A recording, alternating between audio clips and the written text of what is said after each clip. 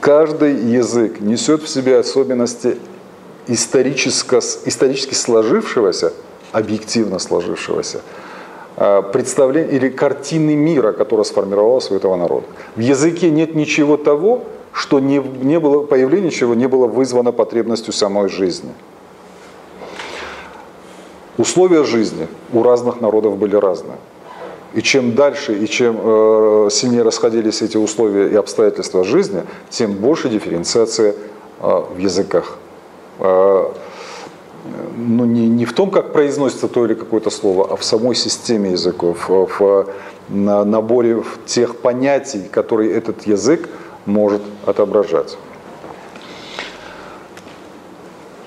Ну, не буду дальше углубляться в эти дебри, но таким образом совершенно очевидно, что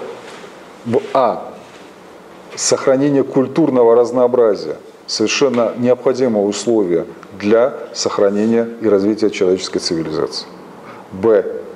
Сохранение культурного разнообразия совершенно невозможно без сохранения языкового разнообразия. Не будут сохраняться языки, не будут сохраняться культуры, которые в них выражены и через них передаются из поколения в поколение. Часто приводится контраргумент молодыми осетинами, которые не знают родного языка, которые начинают себя бить в грудь, хорошо если себя, и, значит, доказывать, что я что, хуже осетин, чем вы, что ли? Да и получше даже.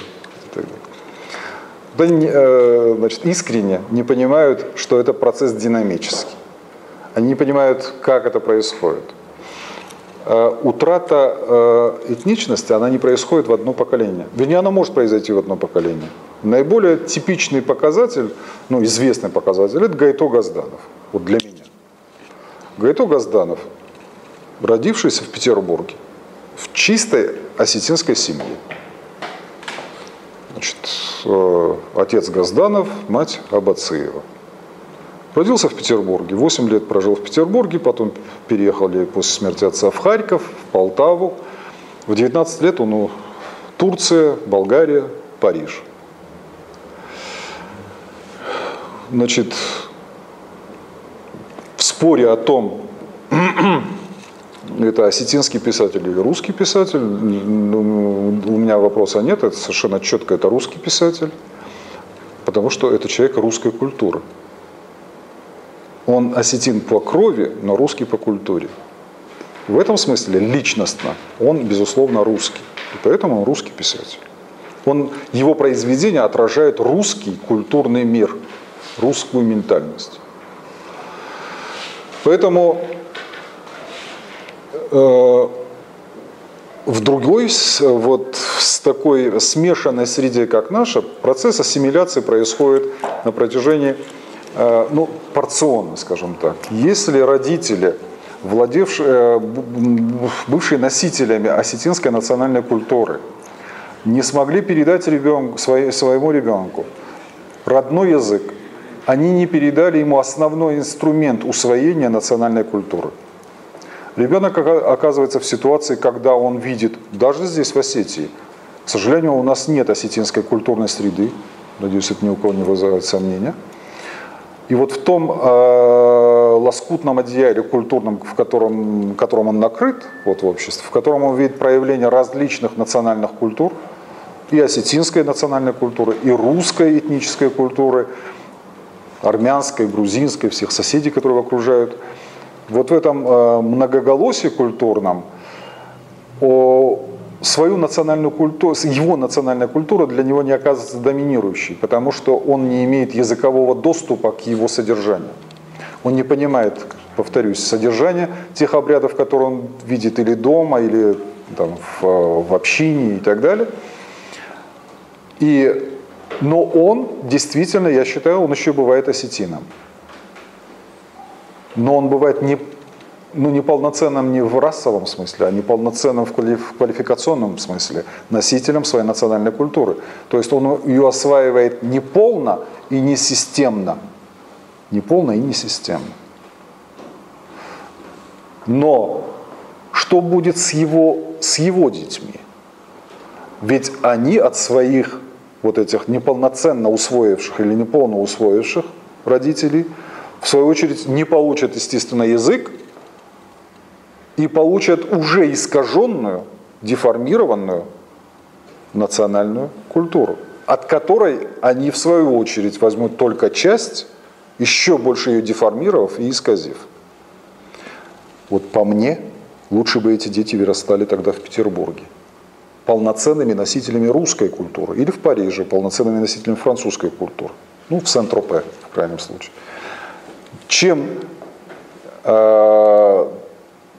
деформированными или носителями деформированной осетинской. И когда мы смотрим иногда на некоторых наших молодых сограждан,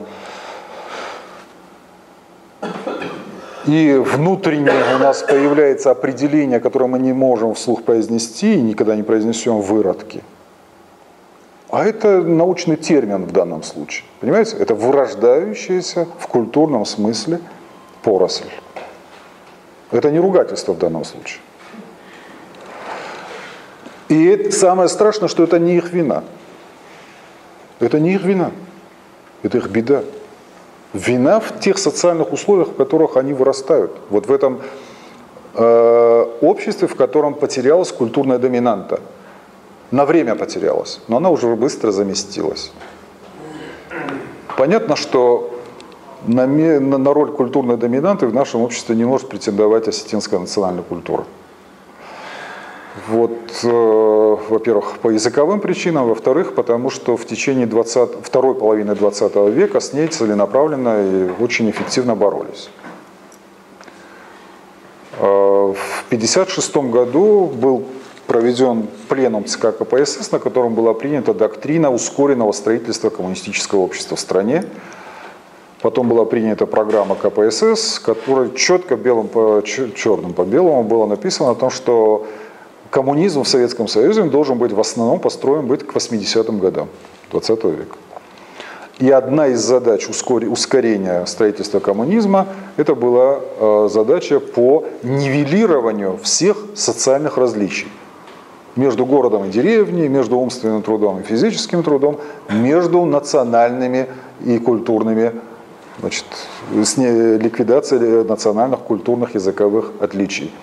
Через 3 года, ну, после пленума через 5 лет, началась кампания по выведению из системы образования национальных языков. В Северной Осетии в 1961 году была проведена конференция работников образования, на которой было решено, что нашим детям в силу их социальных перспектив надо знать лучше русский язык, осетинский язык они могут изучать факультативно или учить дома. 30 лет потом осетинский язык находился в том состоянии, который дал те страшные плоды, которые не только языковые, но и те культурные, о которых мы сейчас говорим.